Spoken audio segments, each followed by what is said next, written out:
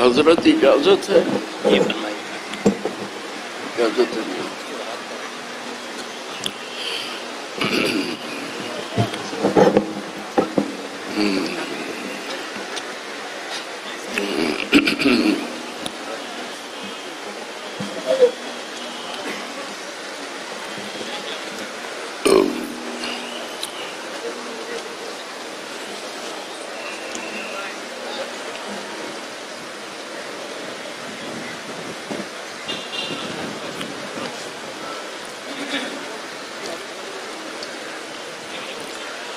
الفاتحة إلى حضرة النبي سيدنا محمد صلى الله عليه وسلم.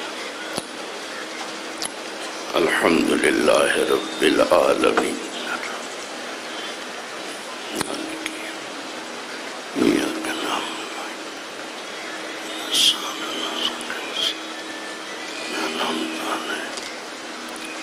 غير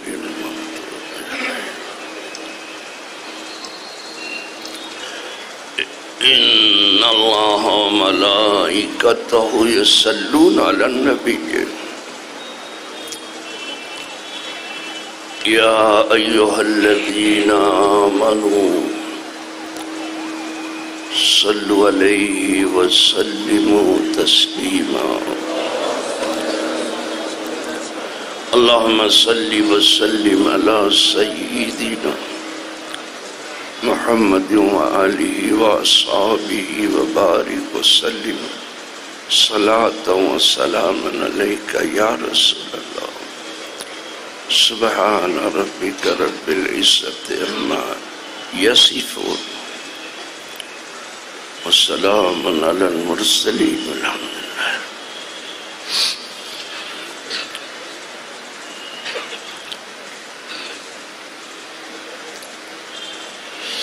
نحمده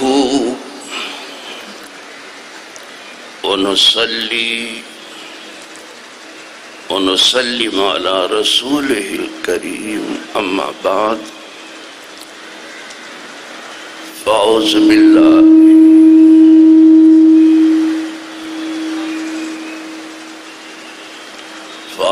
بالله من الشيطان الرجيم. بسم اللہ الرحمن الرحیم.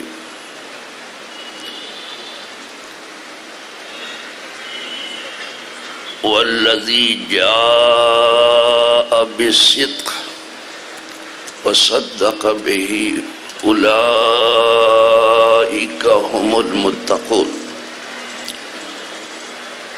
صدق اللہ مولانا العظیم وبلغ رسوله النبي الأمين الكريم. ونحن على ذلك من الشاهدين والشاكرين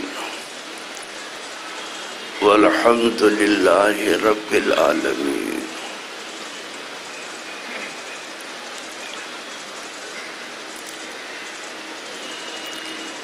وہ جو نہ تھے تو کچھ نہ تھا،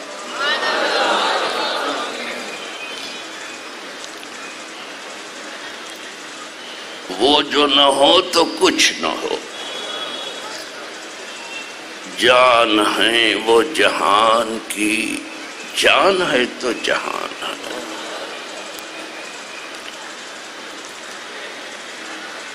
وہی لامکان کے مکی ہوئے، سر عرش تخت نشیں ہوئے. وہ نبی ہیں جس کے ہیں یہ جہاں یہ مکان، وہ خدا ہے جس کا مکان ہے.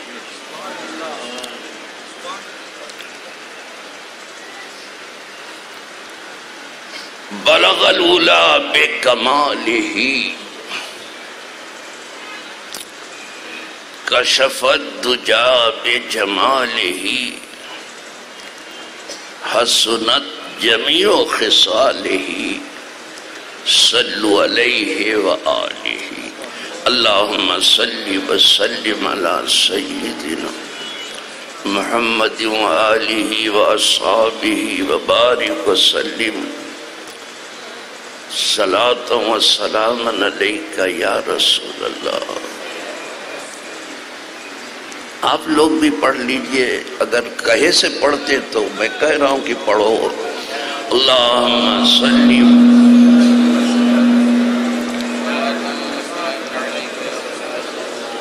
یہ آواز کا زیر و بم نہیں چاہیے، اس کو چلا کے ہٹ جاؤ۔ اللہم صلی وسلم علی سیدنا محمد وآلہ واصحابہ وبارک وسلم صلاۃ و سلام علیک یا رسول۔ ایک بار اور پڑھیے، اللہم صلی وسلم علی سیدنا محمد وآلہ واصحابہ وبارک وسلم صلاۃ و سلام علیک۔ بار بار پڑھیے، اللہم صلی وسلم علی سیدنا محمد وآلہ واصحابہ وبارک۔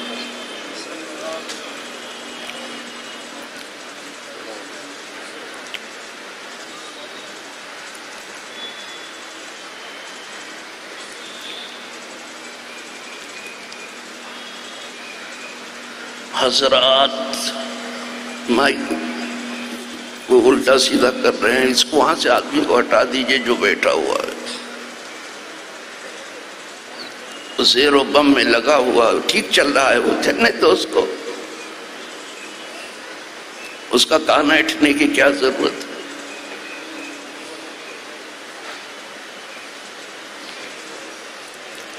ہم کوئی مشق دہرانے نہیں جا رہے ہیں اور کوئی حافظ نہیں ہے کہ سنا دیں گے آپ کو، تو ہمارے ذہنی بہاؤ میں فرق آئے گا۔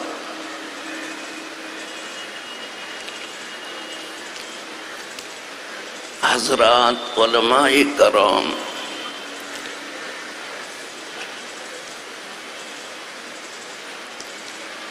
بالخصوص چشم و چراغ رضویت منانا میاں صاحب،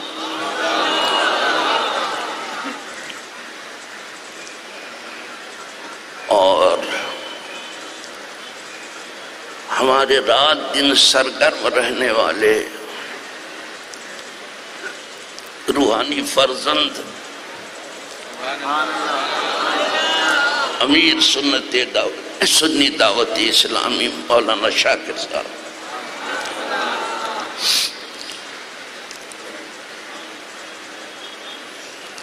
مفتی نظام الدین صاحب جہاں بیٹھ کے بھی سن رہے ہوں بیچارے یا نہ سن رہے ہوں،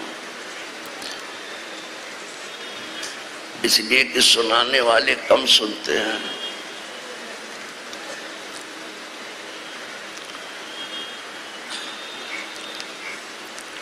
میں زیادہ تر نام نہیں لیتا، لیکن جتنے نام والے ہیں میں سب کا احترام کر رہا ہوں، اور جس کا نام نہیں لیا جاتا ان کو بھی اللہ اس لائق کر دے، ان کا بھی احترام کرتا ہوں۔ اسٹیج پہ بیٹھنے والے تمام لوگ، سامنے کا یہ بڑا مجمع،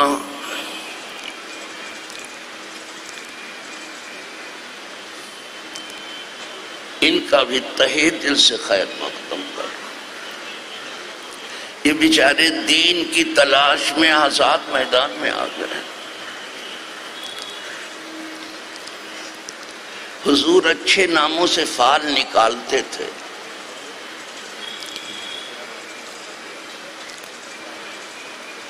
اس میدان میں آزاد تو لگا ہوا، اللہ ہمیں نفس کی غلامی سے آزاد کرو۔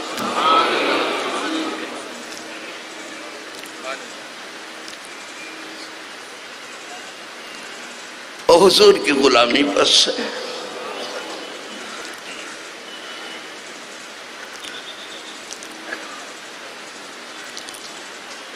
اور ہمیں شیطان کے فتنوں سے آزاد کر،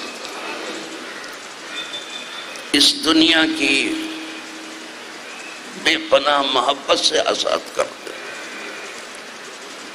مغرب کی چیرہ دستیوں سے آزاد کر دے۔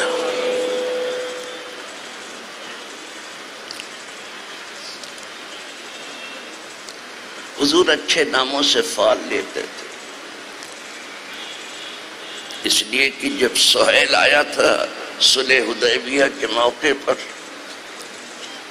سرکار نے فرمایا اب میرا کام آسان ہوا، تو جب اچھی چیز دیکھا کرو تو اس سے اچھا فال لے لیا کرو۔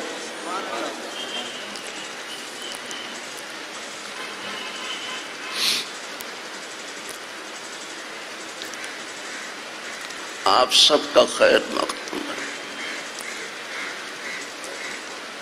آپ سب آزاد میدان تک آ گئے، اور ہمیں تو یہ حکم دیا گیا کہ ضرورت پڑے تو چین تک چلے گا۔ ویسے ماشاءاللہ یہاں لوگ، میں نہیں بتا سکتا کہ چین کے لوگ خود یہاں آ گئے ہو، لیکن لندن سے تو لوگ آئے ہیں۔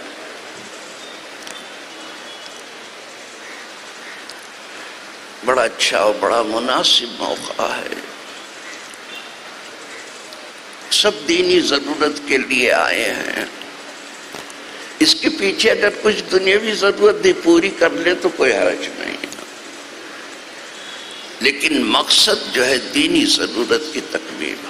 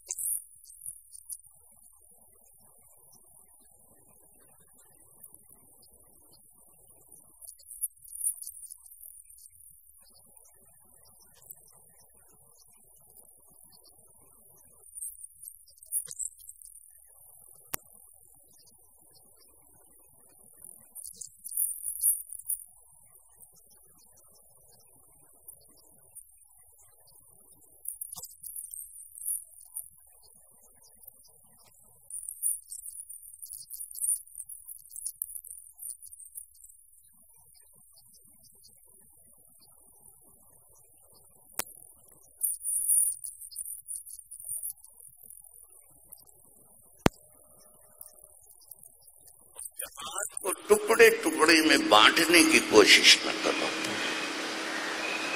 دوسری بات جو میں کہہ رہا ہوں وہ یہ ہے کہ مسجد کو لازم پکڑو۔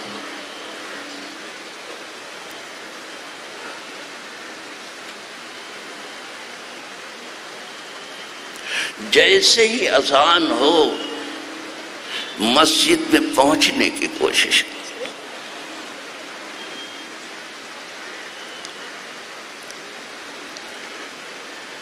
پکارنے کے لیے مؤذن پکارتا ہے،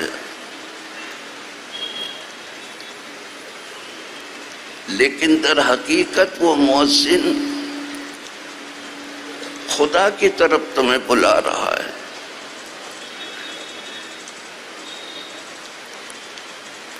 تمہیں تمہارے فائدے کی طرف بلا رہا ہے.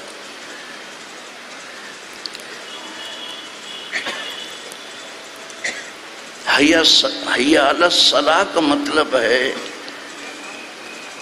آؤ نماز کے لیے، اور پھر فوراً کہتا حیا علی الفلاح، آؤ اپنی بھلائی کے لیے.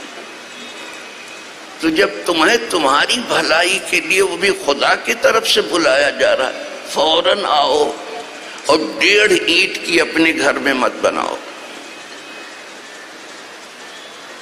مسجد میں آؤ. سیدنا عبداللہ ابن عباس سے ہے رضی اللہ تعالیٰ، روایت ہے کہ جب مسجد میں اذان ہوئی اور حی علی الصلاۃ حی علی الفلاح کہا گیا، تو فوراً مسجد میں پہنچنے کی کوشش کرو. اگر کوئی عذر شرعی ہو الگ ہے،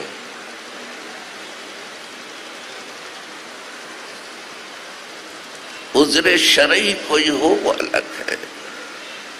بہت بیمار ہے، نہیں آ سکتا. ویسے تو حدیث پاک میں ہے کہ نہیں آ سکتا تو چلا کے لایا گیا.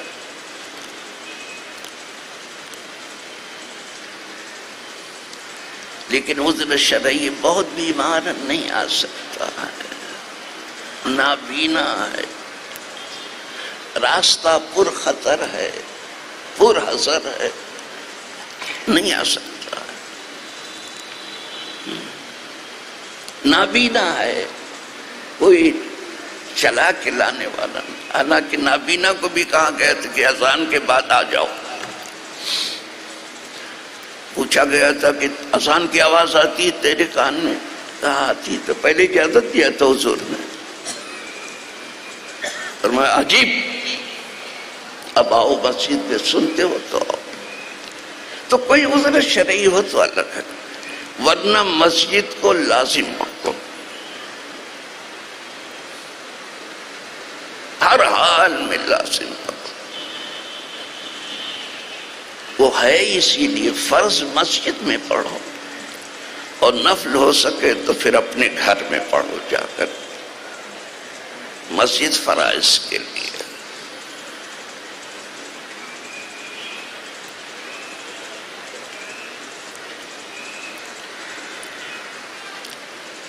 ہم تو دونوں دیکھتے ہیں کہ کہنے والا کون ہے، یہ بھی دیکھتے ہیں، اور ہم یہ بھی دیکھتے ہیں یہ کہنے والا کس رنگ میں ہے، یہ خود کیا ہے. ہم محض سوچ کے کسی کے پیچھے نہیں بھاگتے بابا یہ فلاں ہے فلاں ہے فلاں، نو، دیکھتے ہیں ہے کون یہ. یہی ہمارے اسلاف کا مزاج تھا. تو دو ہی چیز کی دعوت دے رہا ہوں اس وقت، مضبوطی سے بہت کہہ دوں گا تو بہت مشکل ہے. ایک تو جماعت کو لازم پکڑو، ٹوٹ پھوٹ نہ ہونے پائے. دوسرے مسجد کو لازم پکڑو گے. آج بات سمجھو. اب آئیے ہم جو کچھ پڑھا ہے میں اس طرف میں رخ کر رہا ہوں اللہ کی مدد سے. کلام پاک میں ہے وہ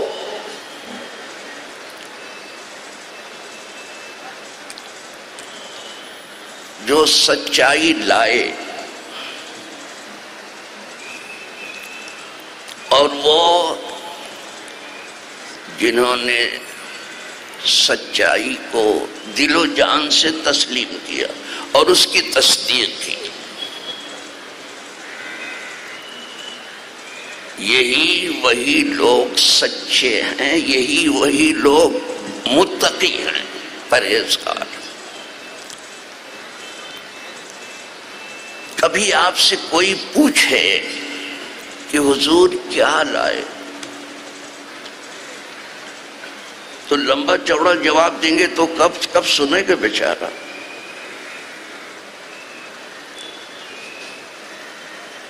تو کہے گا جلدی سے مجھے بتا دیجئے۔ کبھی کبھی صحابہ نے ایسے ہی سوال کیا کہ حضور ایک چیز ایسی بتا دیجئے کہ پھر کسی سے پوچھنا ہی نہیں پڑے۔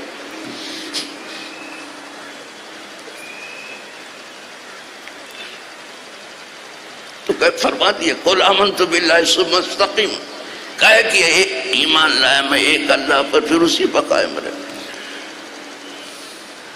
تو مختصر کوئی پوچھے آپ سے کہ آپ کے نبی کیا لائے، کہہ دو سچائی لائے، صدق لے کے آئے، سچائی لے کے آئے۔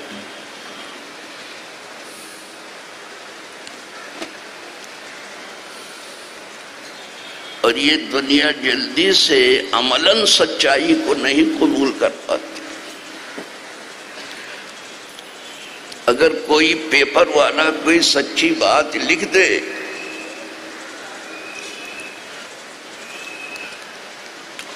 تو حکمراں اس سے پوچھتے ہیں کہ تم نے ایسی جرات کیوں کی؟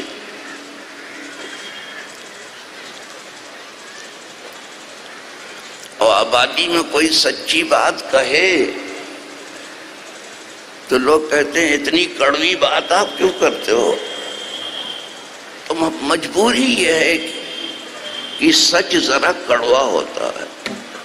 الحق مر ولو کان ضرا، حق جو ہے، صدق جو ہے وہ بہت کڑوا ہوتا ہے، لیکن اگر حلق کے نیچے اتر گیا تو پھر وہ دودھ کی طرح سے مفید ہے۔ جو حضور سچائی لے کے آئے،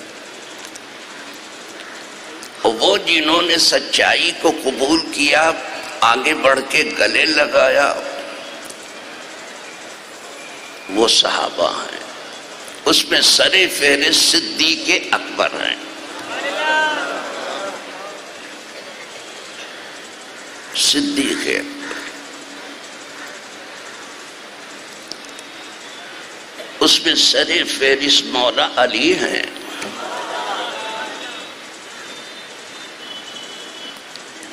اس میں سر فہرست سیدہ خدیجۃ الکبریٰ ہیں۔ سچائی کو گلے لگا۔ عورتیں بھی پیچھے نہیں ہیں، تو تمام صحابہ ہیں۔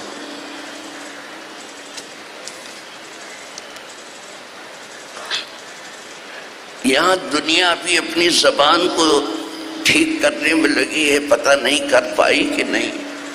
صحابہ اپنے دل کو ٹھیک کرنے میں لگے تھے۔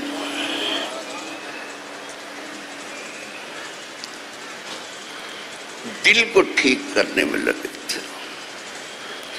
اسی لیے جب ان کے بارے میں عبداللہ ابن مسعود رضی اللہ تعالیٰ عنہ نے بیان دیا، اولئک اصحاب محمد، یہ حضور کے صحابہ ہیں، کانوا افضل هذه الامہ، اس امت میں سب سے بہتر یہ ہے۔ تو صرف دعویٰ نہیں کیا کہ بہتر ہیں، لوگ پوچھیں کہ کیسے بہتر ہیں؟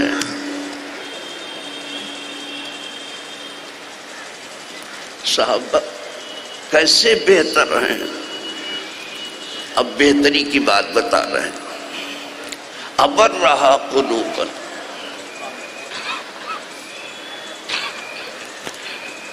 کہا دل کے بہت نیک، دل کے بہت اچھے، وَأَعْمَقَهَا عِلْمًا، اور علم کے بہت گہرے،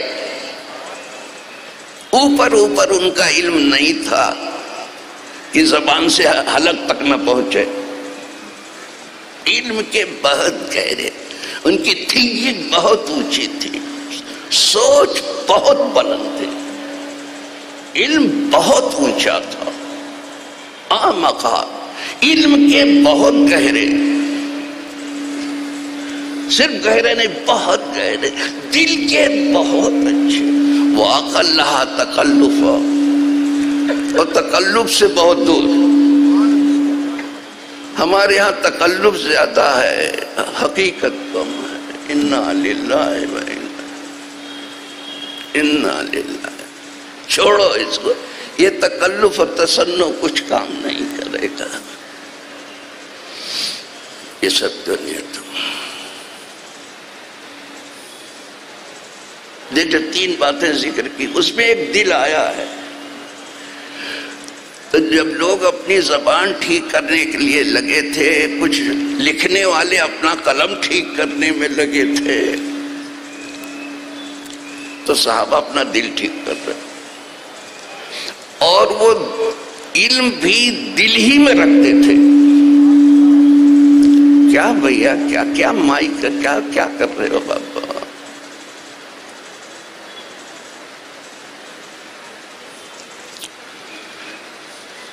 وہ دل ہی ٹھیک کر رہے،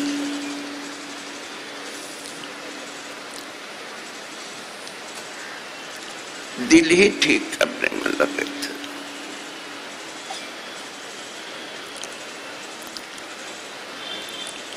یہی وجہ یہ ہے کہ وہ دل کے بہت اچھے تھے، علم کے بہت گہرے تھے، اور تکلف اور تصنع سے بہت دور تھے۔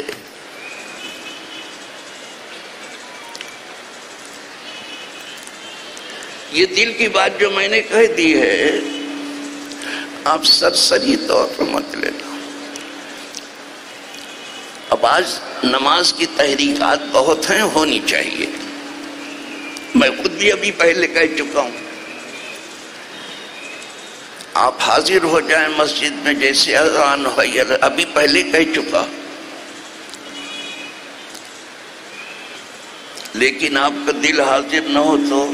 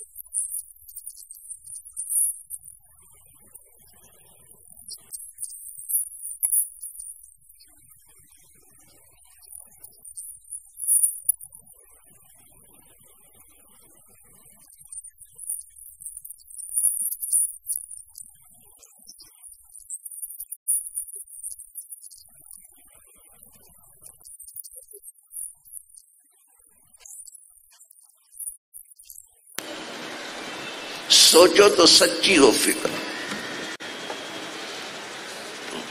علیکم بالصدق. اب حضور نے یہ تو فرما دیا کہ تم سچے ہو جاؤ. اب لوگ عرض کریں گے کہ حضور اگر سچے ہو جائیں تو ملے گا کیا؟ اگر ہم سچے ہو جائیں گے تو ہم کو کیا ملے گا؟ یہاں بھی کہہ رہا ہوں تو سب کو خیال ہوگا کہ اگر ہم سچے ہو جائیں تو ہم کو کیا ملے گا؟ حضور ارشاد فرما رہے ہیں فَإِنَّ الصِّدْقَ يَهْدِي إِلَى الْبِرِّ. اگر تم سچے ہو جاؤ گے تو یہ سچائی تمہاری رہنمائی کرے گا. سچائی تمہاری رہنمائی کرے گی نیکی کی طرف. تم نیک ہو جاؤ گے. جب تم سچے ہو جاؤ گے تو نیک ہو جاؤ گے. ایک نمبر 1. وَالْبِرُّ يَهْدِي إِلَى الْجَنَّةِ. اچھا نیک ہو گئے تو کیا ہوگا پھر؟ حضور پھر کھول رہے ہیں اس کو. وَإِنَّ الْبِرَّ يَهْدِي إِلَى الْجَنَّةِ. کہا تم نیک ہو گئے جنت میں پہنچ گئے. سب کو جنت ہی میں پہنچنا ہے نا. فرمایا پہلے سچے ہو جاؤ اور اچھے ہو جاؤ نیک ہو جاؤ. اب تم نیکی کرتے کرتے جنت میں پہنچ جاؤ. یہدی الی البر. آگے تو حضور فرماتے چلے جا رہے ہیں. ابھی حضور جس عنوان کو لیتے تھے پھر آخر تک لیتے تھے, یوں کہہ کے نہیں چھوڑتے تھے. فرمایا ما یزال العبد یصدق ویتحری حتی یکتب عند اللہ صدیقا. اس لیے کہ آدمی سچ بولتے بولتے اور اس کا انتخاب کرتے کرتے ایک ایسی منزل پر پہنچ جاتا ہے کہ اللہ کے ہاں اس کا نام صدیقین میں لکھ لیا جاتا ہے. کون نہیں چاہے گا صدیقین بننا؟ اور یہ سرکار کی زبان پر میں کچھ نہیں کہہ رہا. مجھے کیا پوچھتا ہے, میں اپنی طرف سے ادھر ادھر کی میں لفظوں کے گھروندے نہیں بنانا چاہتا اور لفظوں کے طلسم ہو شربہ نہیں پیش کرنا چاہتا اور لفظوں کے تراکیب سے کہ زیر و بم سے نتائج نہیں نکالنا چاہتا ہوں. میں وہ کہنا چاہتا ہوں جو سرکار نے اپنی امت کو فرمایا.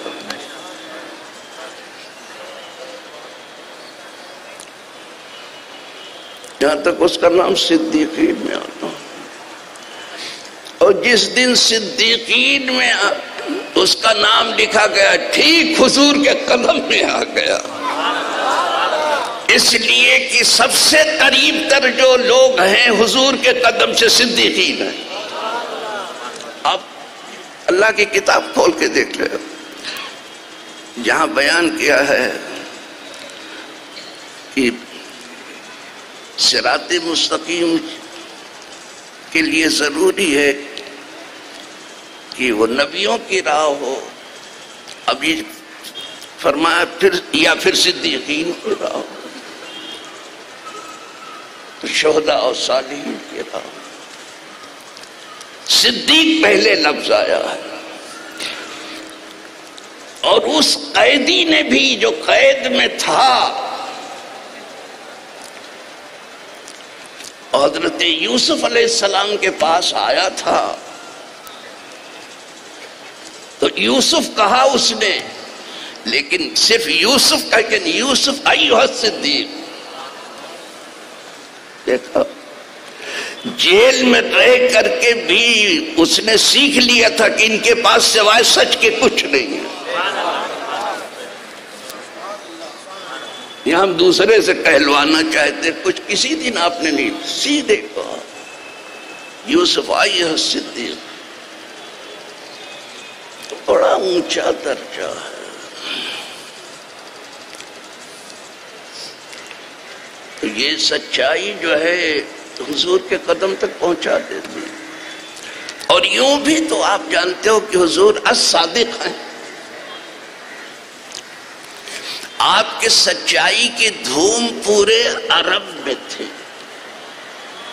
اور عرب کے کسی ایک فرد کو بھی آپ کے جھوٹ کے بارے میں کچھ معلوم نہیں تھا کہ کبھی آپ نے جھوٹ، تمام عمر میں بھی ایک جھوٹ کسی کو معلوم نہیں۔ اسی لیے پوری قوم مل کے کہتی تھی کہ ما جربناک الا صدقا، میں نے آپ کے بارے میں سچائی کے سوا کوئی تجربہ کیا نہیں۔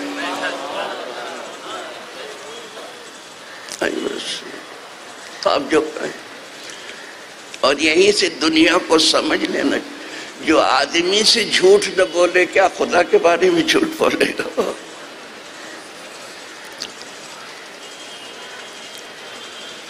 تو یہ تو سچائی کے بارے میں ہے۔ آگے حضور نے منع کیا جھوٹ سے، ایاکم والکذب، بات حضور پوری کرتے ہیں۔ اب اس کا الٹا، اے لوگوں اپنے آپ کو جھوٹ سے بچاؤ، بہت دور رکھو اپنے آپ کو، اپنے آپ کو جھوٹ سے دور کرو۔ ایاکم والکذب، جھوٹ سے دور کرو۔ کیوں دور کرو؟ فَإِنَّ الْكِذْبَ يَهْدِي إِلَى الْفُجُورِ،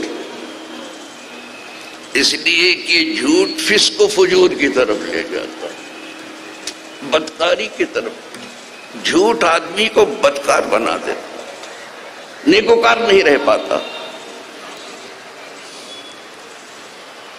والفجور یہدی الی النار، اور یہ بدکاری اسے جہنم میں جھونک دیتی ہے لے جا کے۔ جھوٹ، صرف جھوٹ۔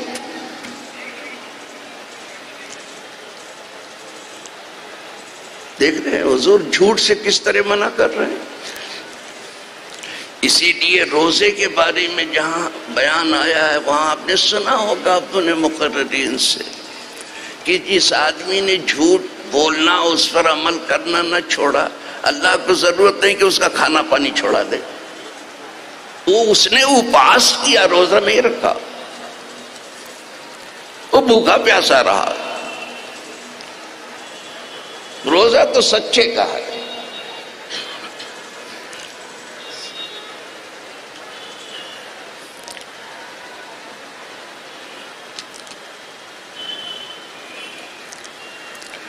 تو فرمایا یہ جھوٹ اس کو جہنم تک لے جاتا ہے۔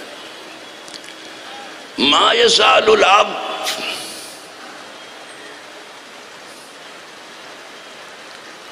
یکسب ویتحری الکذب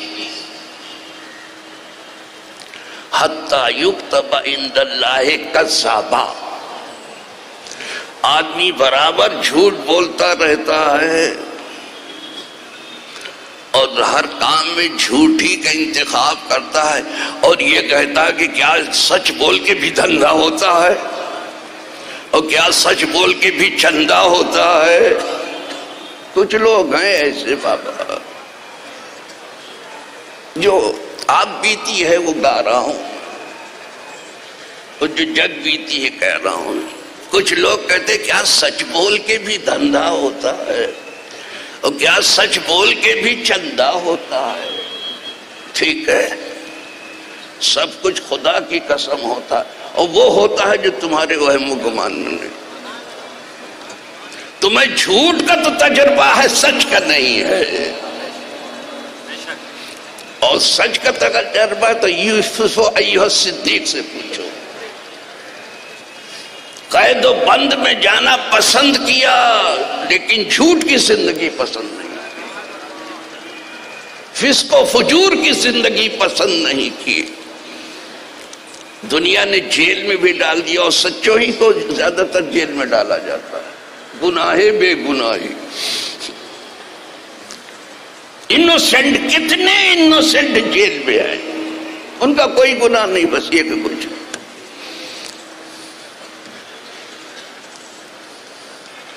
لیکن تم نے دیکھا نہیں، جیل میں جانا تو دیکھ لیا کہ سچ بول کے جیل میں چلے گئے کہ ہم نے کوئی بدکاری نہیں کی، کوئی برائی نہیں کی، جیل میں چلے گئے۔ لیکن وہاں سے جب جیل سے نکلے تو سیدھے پائے تخت مصر میں، سیدھے جو ہے تخت سلطنت پر قدم رکھا۔ تو سچائی کی چال اتنی تیز ہے کہ ایک قدم میں جیل خانے سے تخت شاہی پہ پہنچے۔ آپ کیا سمجھو اس کی چال کو جو سچائی کی چال ہے؟ اسی لیے کسی عارف نے کہا ہے تیمی شودی رہ بدرخشی تن برقے ماں بے خبراں منتظر شمع چراغے۔ یہ راستہ سچوں کے لیے پلک جھپکنے میں طے ہوتا ہے۔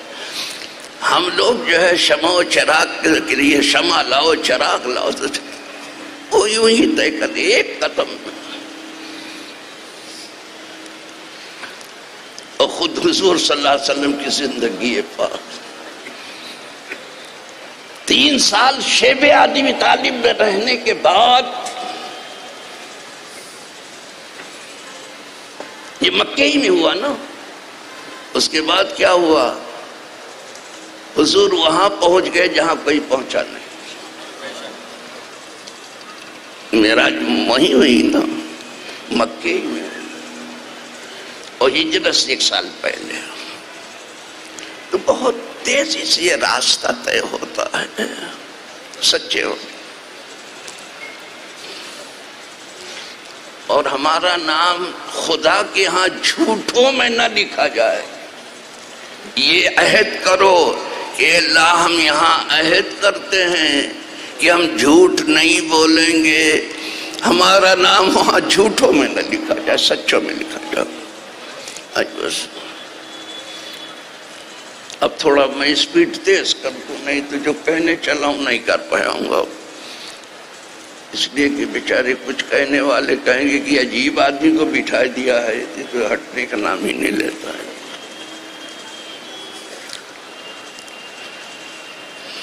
تو سچائی پہ بات کر رہا ہوں۔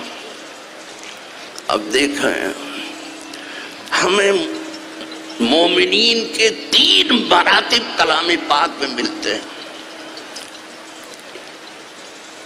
کلام پاک میں مومنین کے 3 مراتب ہیں۔ آج جتنے گروہ دکھائی دے رہے ہیں، جتنی ٹکڑیاں دکھائی دے رہی ہیں، سب اپنے آپ کو سب کو مومن ہی کہتے ہیں، اس سے کم تر کچھ نہیں کہتے۔ لیکن مجھے اللہ کی کتاب میں 3 مرتبے 3 مراتب دکھائی دے رہے ہیں مومنین کے۔ مال فے کے تقسیم کے سلسلے میں آیا ہو، لیکن وہ 3 مراتب ہیں۔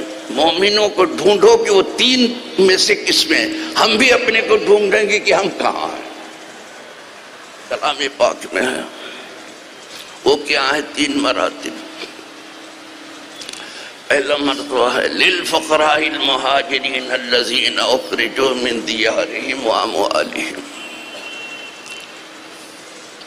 یبتغون فضلا من اللہ ورضوانا وینصرون اللہ ورسولہ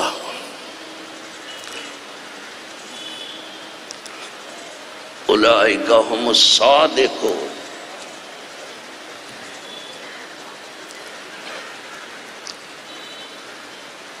وہ غریب و نادار مہاجرین جنہیں ظلم و زیادتی کر کے ان کے گھروں سے نکال دیا گیا اور انہیں ان کے مالوں سے نکال دیا گیا،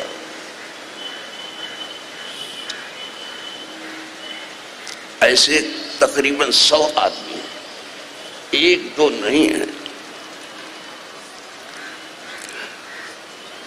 تشیع کے یہاں سے 4-6 ملیں گے۔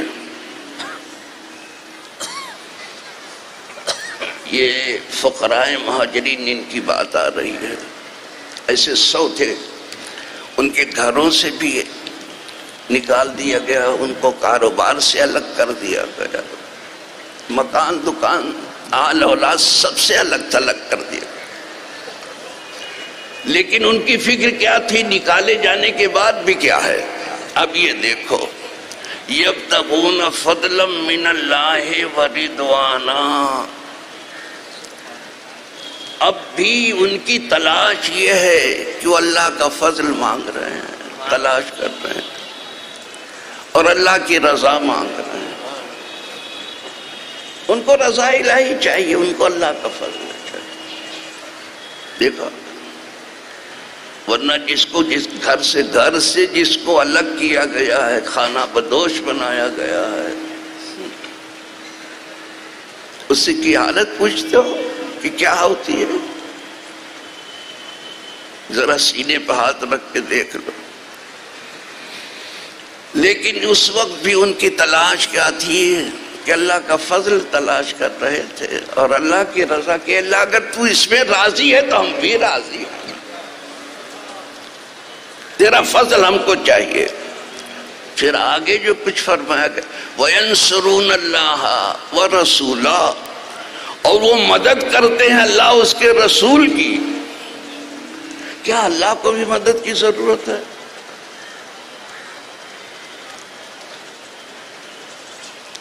وَمَن نَّصْرُ إِلَّا مِنْ عِنْدِ اللَّهِ، کوئی مدد نہیں لیکن صرف خدا کے پاس. لیکن اللہ پاک خود ہی بیان کرتا ہے کہ وہ اللہ اس کے رسول کی مدد کرتے ہیں. یہاں ہماری کوئی مدد کرنے کی بات کرے کسی ولی سے تو کہیں شرک ہو جاتا ہے. وہ چاہیں تو اپنی اصلاح کر لیں، اور نہیں تو پھرنا ہی ہوں تو پھرتے رہیں. قدرت خود کہہ رہی کہ یہ اللہ اس کے رسول کی مدد کرتے ہیں. تو اللہ کی مدد کیا ہے؟ اس کو کسی کی مدد کی ضرورت نہیں. ساری مدد تو اس کے دین کی مدد کرتے ہیں، اس کے رسول کی مدد کرتے ہیں. دین کی مدد اللہ کی مدد ہے، اور اللہ کے رسول کی مدد اللہ کی مدد ہے. ینصرون دین اللہ وینصرون رسول اللہ، وہ مدد کرتے ہیں. کہا ہم تو رسول کی مدد، گھر بار رہے یا نہ رہے، حضور کی مدد تو کریں. تو کبھی کبھی سب کچھ دے کر کے سب کچھ پایا جاتا ہے. یہاں جس نے کچھ نہیں دیا ہے وہ سب لینے کے لیے تیار ہے. کچھ نہیں کیا ہے، انگلی پہ خراش نہیں آئی، اور سب لے لو. مہاجرین نے سب کچھ دے دیا، کہا سب لے لو، لیکن اللہ کا دین ہم لے لیتے ہیں، اللہ کا فضل اس کی رضا. چلو صاحب، وَيَنْصُرُونَ اللَّهَ وَرَسُولَهُ. اب قدرت نے خود کہا اولئک ھم الصادقون، یہ سچے ہیں. تو اگر ہم دیکھتے ہیں تو ہم مہاجر تو ہیں نہیں، اس طبقے میں تو نہیں آ رہے. دوسرا طبقہ آ رہا ہے، والذین تبعوا الدار والایمان من قبلہم، وہ لوگ جنہوں نے پہلے ہی اپنا گھر بنا لیا تھا دار ہجرت میں، اور اپنے ایمان میں وہ ثابت قدم تھے. بہت جلدی میں کہہ رہا ہوں ورنہ یہ تفصیل تھوڑی چاہتا تھا. یہ انصار کا بیان ہوتا. انصار ناصر کی جمع ہے. یہ انصار مدینہ کی میں بات کر رہا ہوں. اور تو یوں تو اب کہاں انصاری کی کیا کمی ہے، میں انصار مدینہ کی گفتگو کر رہا ہوں. ناصر کی جمع انصار ہے.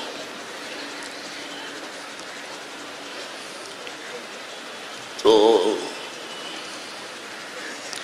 انہوں نے دار ہجرت میں اپنا گھر پہلے سے بنا لیا، اور مدینے کے ایک نام دار الایمان. دار ہجرت بھی ہے، دار ایمان بھی ہے. اسی لیے ایمان سمٹے گا مدینے کے طرف. جو چیز جہاں سے چلی ہے چلتی ہے. چلو، تو ان کا کیا حال ہے؟ یحبون من ہاجر الیہم، جو مہاجر ان کی طرف ہجرت کر کے آ رہے ہیں ان کو وہ بہت چاہتے ہیں، مہاجرین کو انصار بہت چاہتے، قدرت کر یحبون من ہاجر الیہم، ان سے بڑی محبت کرتے ہجرت کر کے آ رہے ہیں۔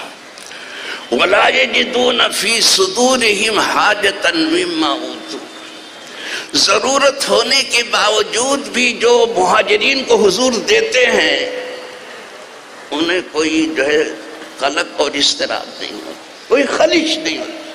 حضور پورا سب اٹھا کے صرف مہاجرین کو دے دے، انصار کو کچھ نہ دے، ان کو کوئی دکھ نہیں ہوتا۔ ایسا کوئی طبقہ ہمیں ملتا ہی نہیں زمین پر، یہ پیکر خلوص ہیں، یہ پیکر خلوص عملاً،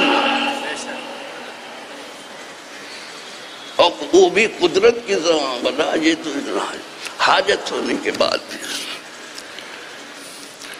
وَيُؤْثِرُونَ عَلَىٰ أَنفُسِهِمْ وَلَوْ كَانَ بِهِمْ خَصَاصَةٌ، اور یہ اپنی جانوں پر تنگ دستی کے باوجود بھی ان کو ترجیح دیتے۔ یہ ایسے تھے انصار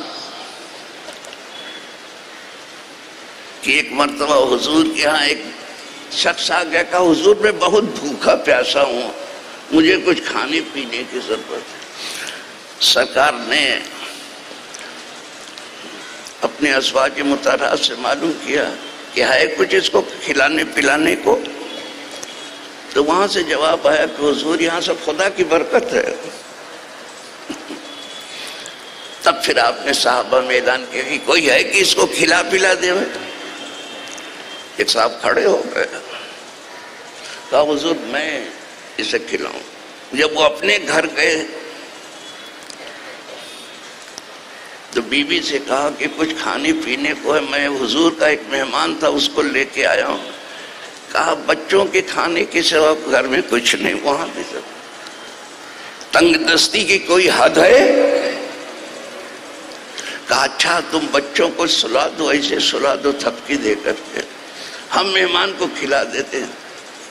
کبھی اس سنت پر بھی عمل ہوا؟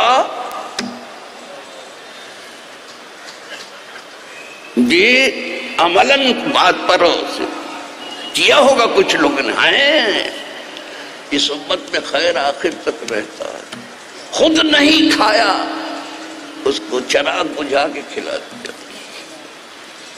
اسی پر یہ آیت اتری وَيُؤْثِرُونَ عَلَىٰ أَنفُسِهِمْ وَلَوْ كَانَ بِهِمْ، خود بھی تنگ دستی میں ہے پھر بھی کھلا۔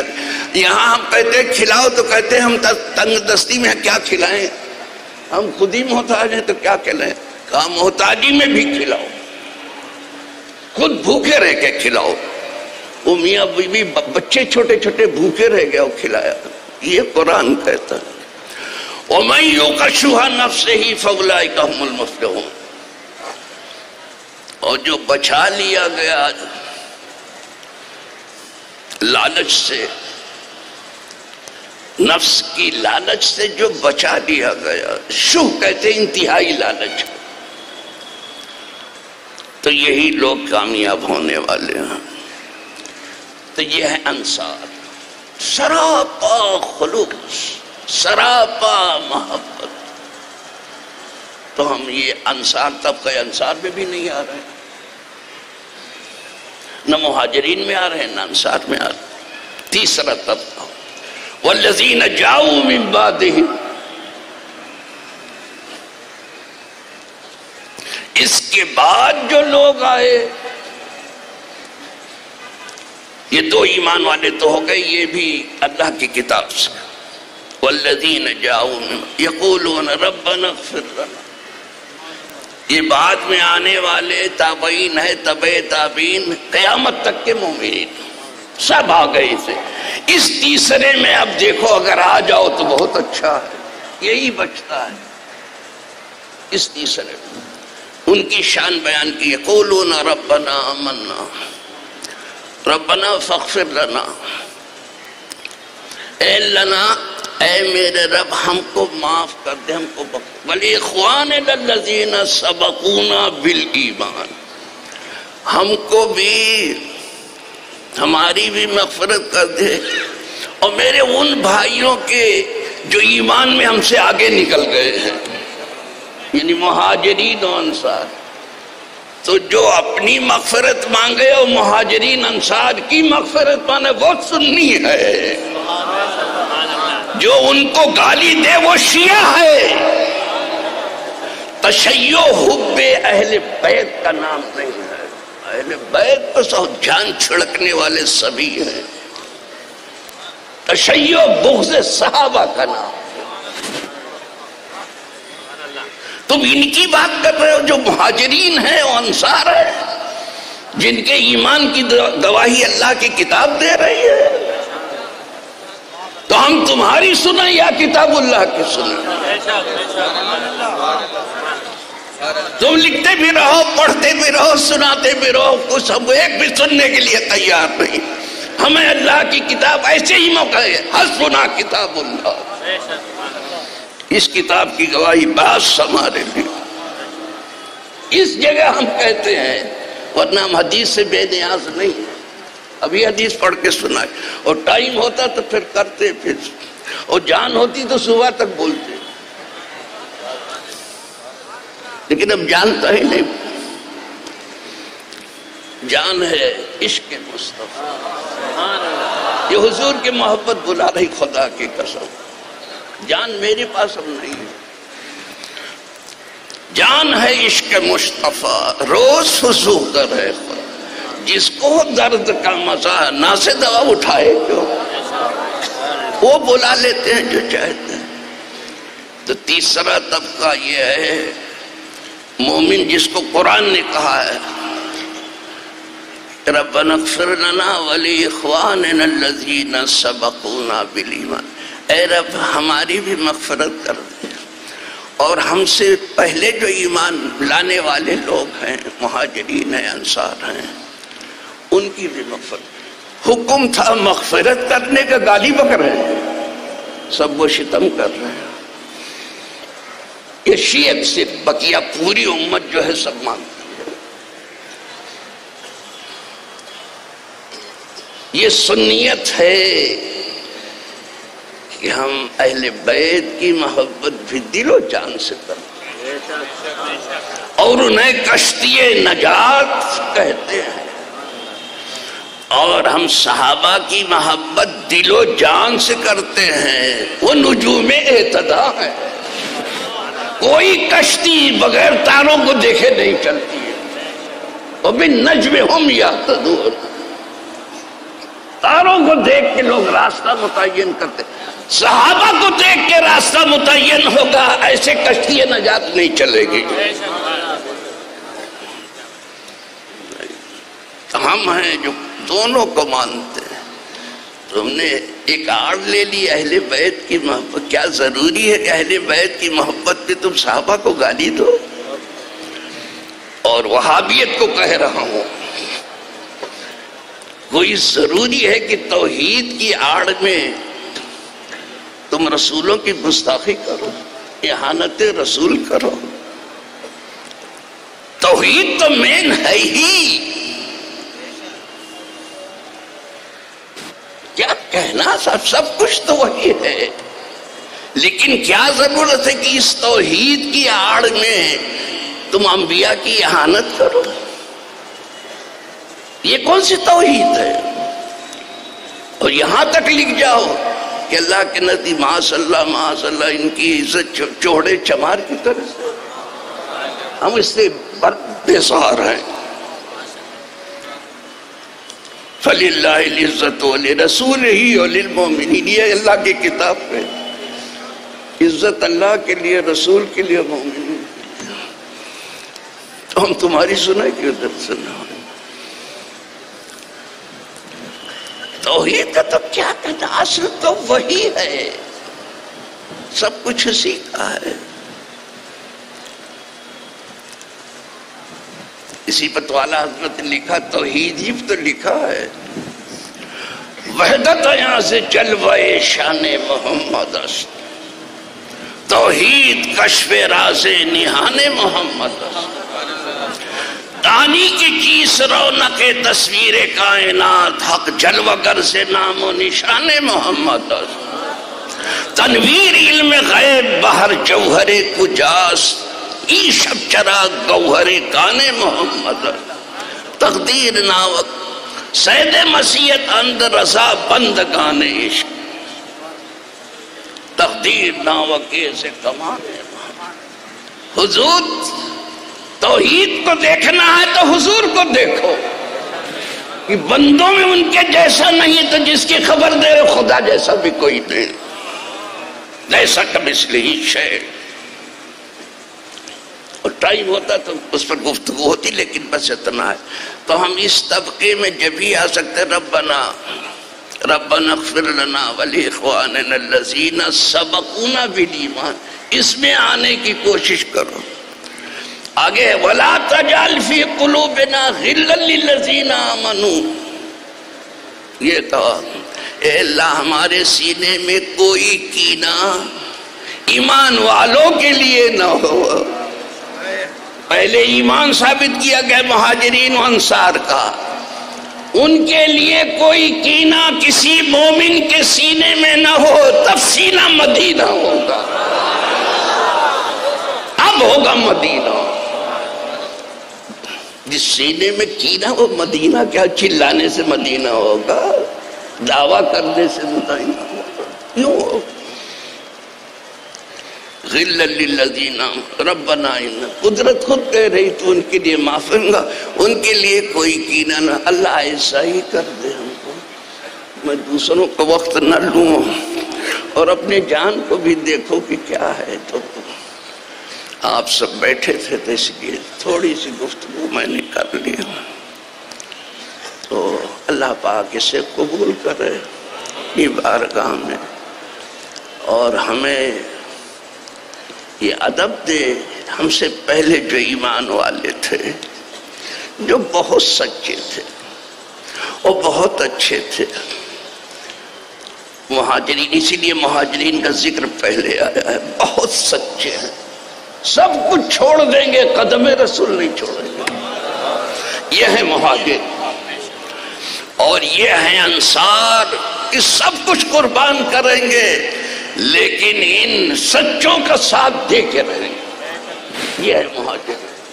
تو ہم بعد میں ہے تو کم از کم ان کے لیے دعائیں مغفرت کریں، جب اپنے لیے معافی اور ان کے لیے کوئی کینہ اپنے سینے میں نہ رکھے۔ اللہ پاک اسی پر ہمیں زندہ رکھے، اسی پر موت دے، اور اسی پر ہمارا حشر و نشر ہو۔ وآخر دعوانا ان الحمدللہ رب العالمین۔ السلام علیکم ورحمۃ اللہ۔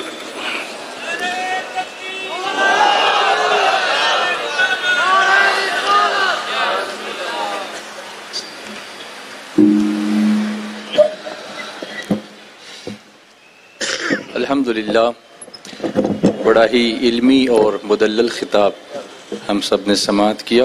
اللہ تعالی حضرت کو درازیوں میں بالخیر عطا فرمائے۔